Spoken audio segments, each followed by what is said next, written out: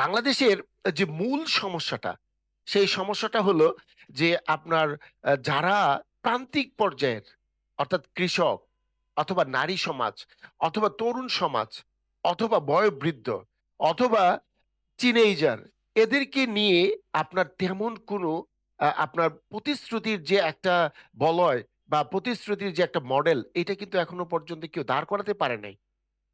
কিন্তু আপনারা যদি লক্ষ্য করেন যে বিএনপির যে চেয়ারম্যান জনাব তারেক রহমান, তার যে প্রতিশ্রুত যে ৫১ দফা, এই ৫১ দফার মধ্যে প্রায় ৯টা দফায় স্পষ্টভাবে সামাজিক সুরক্ষার যে আপনার বলয়টা, সেটা কিন্তু স্পষ্টায়ন করেছে।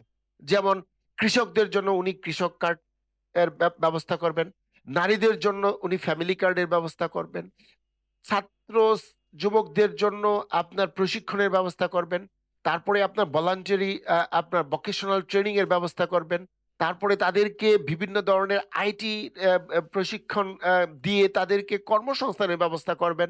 অথবা যদি কর্ম, এই যে দেখেন আপনার কর্মে প্রবেশ করার আগ পর্যন্ত তাদেরকে যে বেকার ভাতা দেওয়ার যে কনসেপ্টটা, অথবা কৃষকদের যে কৃষি ঋণ ব্যাংক থেকে নেয়, সেই ঋণের প্রায় ১০,০০০ টাকা আপনার সুদ সহ সব মৌকুবের ব্যবস্থা করে দিবেন।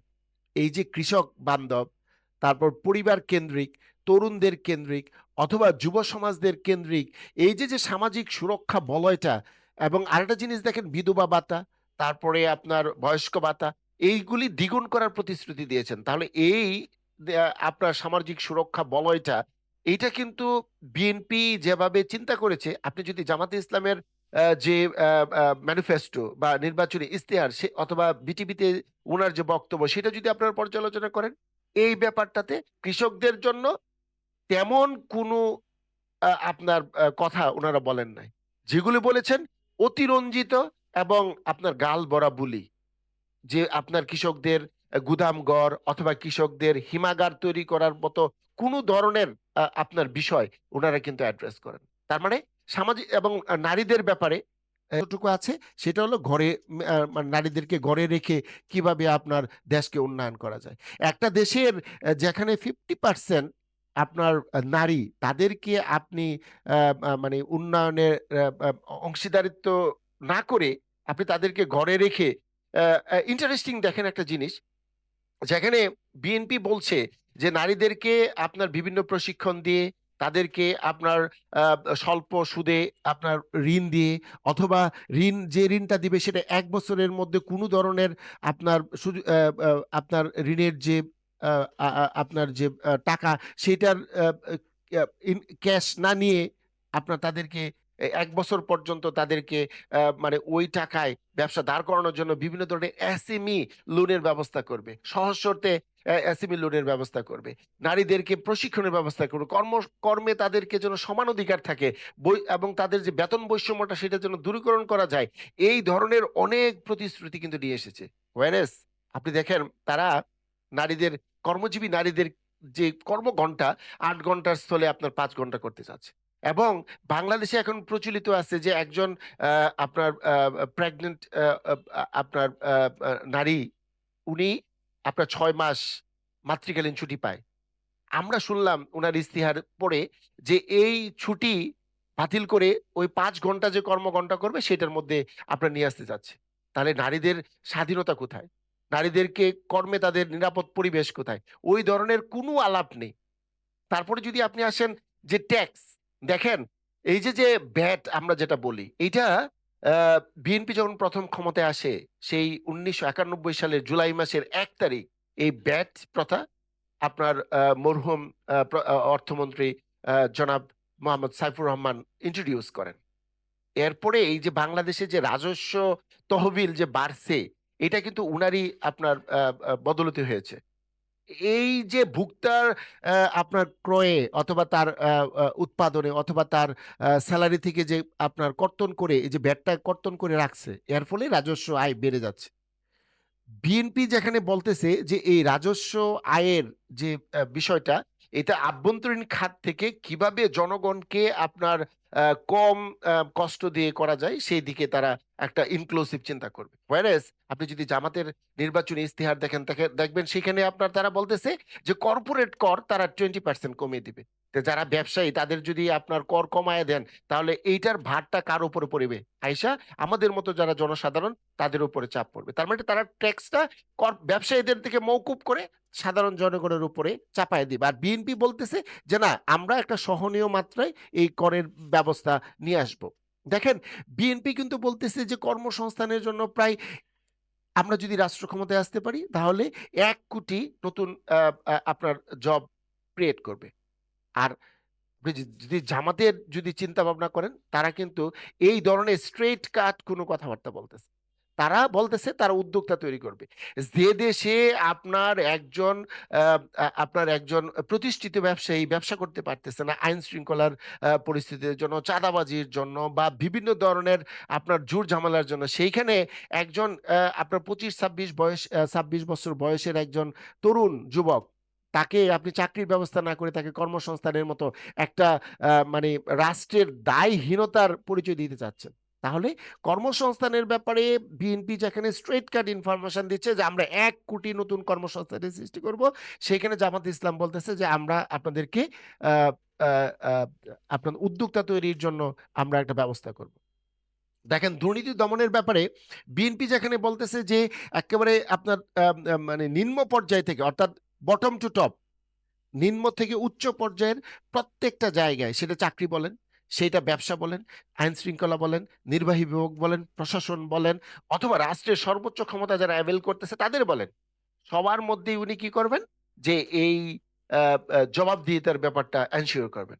আর জামাত ইসলাম অথবা তাদের যে অ্যালায়েন্ড তারা বলতেছে যে না, আমরা ডিজিটাল আপনার বাংলাদেশ গঠন করব, অর্থাৎ বাংলাদেশের প্রত্যেকটা সেক্টর আপনার ডিজিটালাইজেশন করব। তাহলেই কি হবে? আপনার দুর্নীতি কমে যাবে।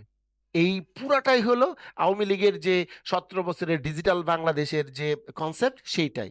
যে আপনি ভূমি মন্ত্রণালয়ে আপনি মনে করেন যে ডিজিটালাইজেশন করলেন, চুরি কমেছে, বরং এটা বেড়েছে। তো ডিজিটাল এই ধরনের আওয়ামী যে মতভেদ বা বয়ান, সেটা যদি এখন এই সময়ে নিয়ে আসেন তাহলে এটা তো আপনার জনগণ বুঝবে যে আসলে ডিজিটাল বাংলাদেশের নামে আপনার মঞ্চ ভেঙে পড়ে যাওয়া এই ধরনের একটা জিনিস। দেখেন, আইন শৃঙ্খলা রক্ষা করার আইন শৃঙ্খলা বাহিনীর ব্যাপারে তারা অনেকগুলা সুন্দর সুন্দর কথাবার্তা বলেছে। ইন্টারেস্টিং কি জানেন, গত 17 বছর আওয়ামী লীগ যে ফরম্যাটে পুলিশ প্রশাসনটাকে পুরা ব্যবহার করে বাংলাদেশকে একটা পুলিশি রাষ্ট্র করে ফেলেছিল, ঠিক তেমনি ভাবে জামাতে ইসলাম এবং তাদের অ্যালায়েন্ড যে আপনার কনসেপ্টটা নিয়ে এসেছে সেটা হলো বাংলাদেশকে আরেকটা পুলিশি রাষ্ট্রে আপনার রূপান্তর করার জন্য। তা আপনি কি পুলিশি রাষ্ট্র করতে চান, না পুলিশ জনগণের বান্ধব হবে সেই জিনিসটা নিতে চান?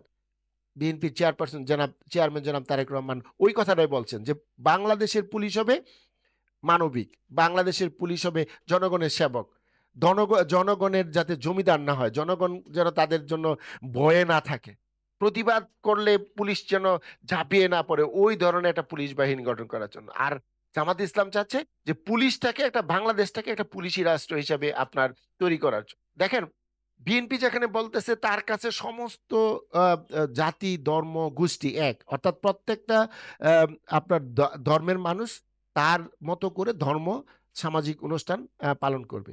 আর আপনি যদি জামাতে ইসলামের নির্বাচনী ইশতেহার দেখেন তাহলে মনে হবে যে ওনারা বাংলাদেশ থেকে একটা ধর্মভিত্তিক একটা দেশ তৈরি করতে যাচ্ছে, অর্থাৎ যেটা আফগানিস্তান বা তালেবান টাইপের এই ধরনের, অর্থাৎ ধর্মীয় অনুশাসনের একটা দেশ ওনারা তৈরি করতে চাচ্ছেন। দেখেন, আরেকটা জিনিস, বিএনপি বা তার যে অ্যালায়েন্স তারা চাচ্ছে যে বাংলাদেশের যে যানজট, সেই যানজট নিরসনের জন্য বিভিন্ন ধরনের মনোরেল অথবা আপনার ফ্লাইওভার অথবা আরো সহনশীল কি কি প্রযুক্তি নিয়ে আসা যায় সেই প্রযুক্তিগুলা ইন্ট্রোডিউস করার জন্য। আর জামাত ইসলাম চাচ্ছে যে বাংলাদেশে তারা মনে করতেছে যে প্রধান সড়কগুলাতে অটো রিক্সা, ব্যাটারি চালিত রিক্সা অথবা এই যে সাধারণ প্যাডেল চালিত যে রিক্সা, এদের জন্যই যানজট বেড়ে যাচ্ছে, অথবা সিএনজির জন্য যানজট বেড়ে যাচ্ছে। উনারা কি জানেন যে এই সিএনজি বা অটোরিকশা বা ব্যাটারি চালিত রিক্সার সাথে প্রায় ২ কোটি ভোটার জড়িত। যাদের প্রায় ৪০ লাখ লোক এই কাজগুলা করে আপনার তাদের সংসার চালাচ্ছে। তাদের যদি বিকল্প আপনি আয়ের ব্যবস্থা না করে এটা বন্ধ করে দেন, এই ধরনের একটা পরিবহন নীতি নিয়ে আসেন, তাহলে এই দেশটাকে কেমনে আপনি সামনে নিয়ে যাবেন? আপনি তো কর্মসংস্থানেরও স্ট্রেইট কাট কিছু বলছেন না। বরং তাদেরকে আবার প্রধান সড়কের নামে এই জিনিসটা আপনারা বন্ধ করে দিতে যাচ্ছেন। এইটা আসলে কোনোভাবেই আ মানানসই নাই। আরেকটা জিনিস লক্ষ্য করেন যে পররাষ্ট্রনীতি চমৎকার একটা বিষয়। দেখেন গত ১৭ বছরে আপনার বাংলাদেশে যে আ পতিত, পরাজিত, বিতাড়িত যে আপনার শাসক শেখ হাসিনা যে সরকারটা ছিল, সেই সরকারের সাথে ভারতের সম্পর্কটা ছিল স্বামী-স্ত্রীর সম্পর্ক। আর এই জামাতে ইসলাম বাংলাদেশ তাদের যে আপনার পররাষ্ট্রনীতি তারা বলতেছে যে ১৯৩ টা দেশের মধ্যে মাত্র ৫৭ টা মুসলিম দেশের সাথে তাদের সম্পর্ক হবে বন্ধুত্বপূর্ণ বা আর বাকিদের সাথে হবে আপনার মনে করেন গঠনমূলক।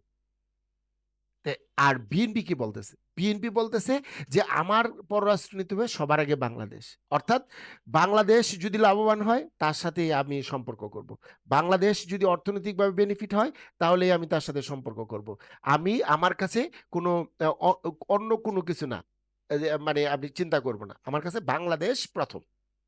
কাজেই এবং ইন্টারেস্টিং দেখেন যে ৫ই আগস্টের পরে বাংলাদেশে যত ধরনের মব বা এন্টি ইন্ডিয়ান যে সমস্ত আপনার প্রসেশন হয়েছে, সমস্ত প্রসেশনের সাথে জামাতে ইসলাম এবং জামাতে ইসলামের সাথে যারা জড়িত তারা এগুলার সাথে সম্পৃক্ত ছিল এবং তারা হাইলাইটেড হয়েছে। অথচ দেখেন তাদের নির্বাচনী ইশতেহারে একটা ওয়ার্ড ভারতের বিরুদ্ধে নেই।